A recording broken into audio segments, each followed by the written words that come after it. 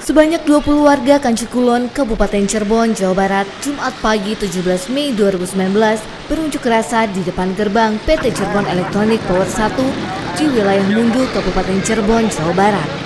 Salah satu warga Kancikulon, Yosu, berunjuk rasa dan ia menuntut agar PT Cirebon Electronic Power segera membayar tanah miliknya seluas 10.000 meter yang belum dibayar.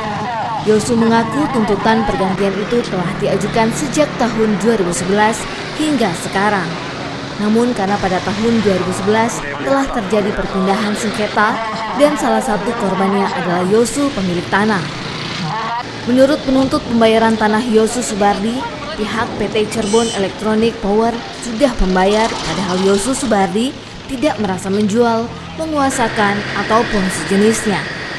Untuk itu, Yosu mendesak PT Cirebon Electronic Power agar segera membuktikan penjualan dan pembayaran itu di hadapan masyarakat, media, dan di hadapan Polres dan Kodim. Saya akan tetap nginap di sini, Kang, selama mungkin. Sampai tuntutan kami atau tuntutan saya sendiri, insya Allah saya beserta keluarga sendiri akan duduk di sini, bermalam di sini. Terserah mau nanti kami dikatakan seperti apa, karena ini adalah murni tuntutan hak kami, Pak. Dan semoga saja Bapak Presiden Jokowi mendengar ini. Saya berharap Presiden Jokowi mendengar ini. Karena ini adalah salah satu contoh kasus yang terjadi. Mungkin selepas saya masih banyak lagi mungkin, Pak. Sedangkan menanggapi tuntutan Yosu itu, Kepala Pengamanan PT Cirebon Electronic Power, Tony, mengatakan hingga kini perusahaannya belum bisa menunaikan tuntutan warga.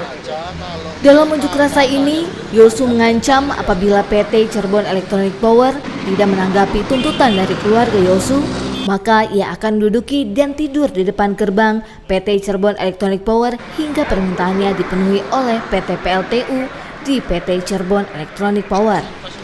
Dari Cirebon, Jawa Barat, tim Buana Jati TV melaporkan.